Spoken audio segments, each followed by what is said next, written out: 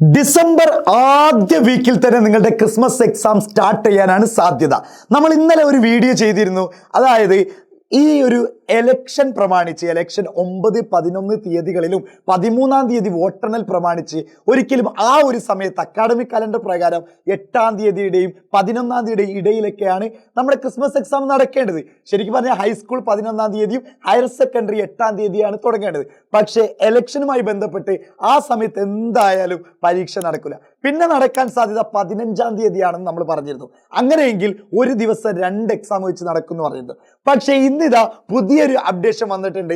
അത് ഒഫീഷ്യൽ ഒരു അപ്ഡേഷൻ എന്നല്ല, ഒരു സാധ്യത മാത്രമാണ്. ഒരു പക്ഷേ എലക്ഷന് തൊട്ട് മുമ്പ്, അതായത് നമ്മൾ പറയുന്ന ഈ 8-ാം തീയതി 7-ാം തീയതി എന്നല്ല, നമ്മുടെ 1-ാം തീയതിയോ 2-ാം തീയതിയൊക്കെ ആയിട്ട് എക്സാം സ്റ്റാർട്ട് ചെയ്ത്, അതായത് ആദ്യ ആഴ്ചയിൽ എക്സാം സ്റ്റാർട്ട് ചെയ്ത് ഒരു 5-ാം തീയതിയോ 6-ാം തീയതിയോ വരെ കുറച്ച് എക്സാം നടത്തും. എന്നിട്ട് പിന്നീട് കുറച്ച് എക്സാം ഇലക്ഷനൊക്കെ കഴിഞ്ഞിട്ട് ഒരു ഞാൻ പറയുന്ന 15-ാം തീയതി വീണ്ടും എക്സാം സ്റ്റാർട്ട് ചെയ്ത് 19-ാം തീയതി നമ്മുടെ സെലിബ്രേഷനൊക്കെ കഴിഞ്ഞ് ക്ലോസ് ചെയ്യും. ആ രൂപത്തിലേക്കാകാം. അല്ല എന്നുണ്ടെങ്കിൽ സാധ്യത പറയുന്നത് നമ്മൾ ആദ്യം പറഞ്ഞ പോലെ തന്നെയാണ്. 15-ാം തീയതി എക്സാം സ്റ്റാർട്ട് ചെയ്ത് കുറച്ച് എക്സാം ആ സമയത്തും പിന്നീട് നമ്മുടെ വെക്കേഷൻ കഴിഞ്ഞിട്ട് ഒരു 3-4 എക്സാം വെക്കേഷൻ കഴിഞ്ഞിട്ടും വെക്കാനാണ് സാധ്യത.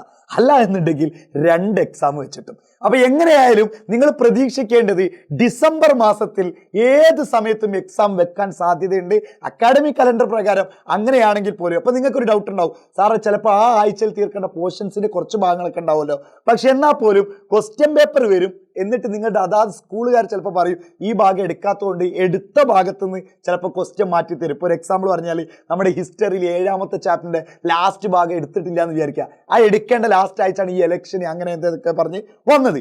അപ്പൊ ചിലപ്പോൾ ടീച്ചേഴ്സ് പറയും എല്ലാ ക്ലാസ്സിലും കയറിയിട്ട് ഒരു ഇത് കൊടുക്കും, 8-ാമത്തെ ചോദ്യം എഴുതണ്ട, 8-ാമത്തെ ചോദ്യത്തിന്റെ പകരം വേറൊരു ക്വസ്റ്റ്യൻ ഇട്ടൊരു എടുത്ത ഭാഗത്ത് നിന്ന്. അങ്ങനെ വരാനും സാധ്യതയുണ്ട്. അങ്ങനെയൊക്കെ നമ്മളൊക്കെ പഠിക്കുമ്പോൾ അങ്ങനെയൊക്കെ ചെയ്തിട്ടുണ്ട്.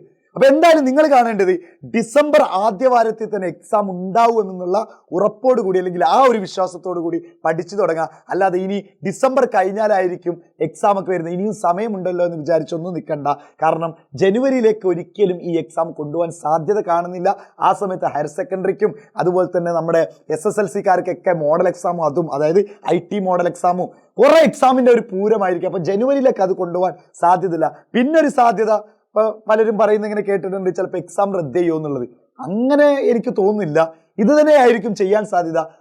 നമ്മളെ ഡിസംബർ 5-ന് മുമ്പ് കുറച്ച് എക്സാമും ഇലക്ഷൻ കഴിഞ്ഞിട്ട് കുറച്ച് എക്സാം. എന്തെന്നായാലും മക്കൾ നന്നായിട്ട് പഠിക്കുക, അടിപൊളിയായിട്ട് പഠിക്കുക. ഒരിക്കൽ പോലും എക്സാം റദ്ദ് ചെയ്യുമെന്നുള്ള വിചാരത്തോടു കൂടി നിങ്ങൾ മുന്നോട്ട് കൊണ്ട എക്സാം അതിന്റെ സമയത്ത് തന്നെ നല്ല വൃത്തിയായിട്ട് നടക്കും. കുറച്ച് നേരത്തെ ആവാനുള്ള സാധ്യത മാത്രമേ ഉള്ളൂ. അപ്പോൾ wish you all the best.